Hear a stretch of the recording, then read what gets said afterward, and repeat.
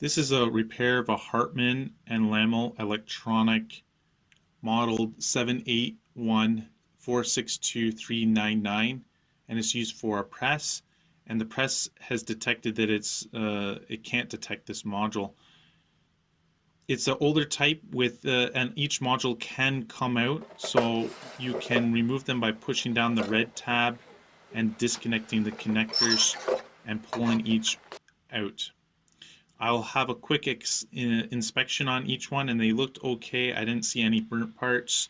Some were dirty, so I was blowing pressurized air in there to get rid of any dirt.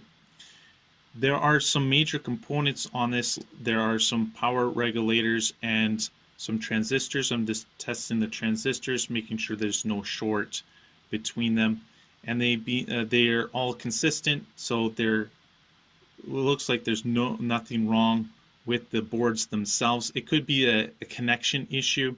So later I will be showing you how you can make a better connection on the CPUs.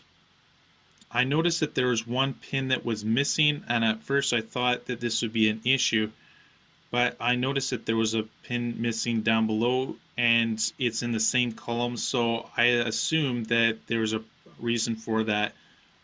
During manufacturing, they must have had some issue with the board.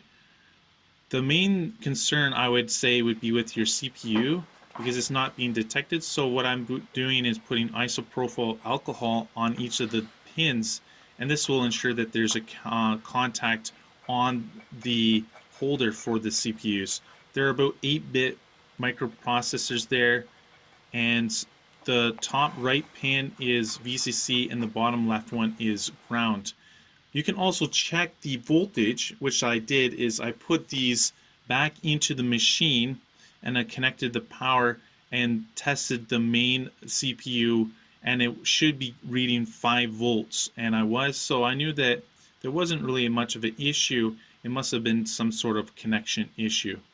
After doing this, we put it back in and the machine did detect and it started working again. Right here you can see I got 5 volts, and I was testing the main CPU at the top and bottom pin. You should get 5 volts there. I hope this was helpful.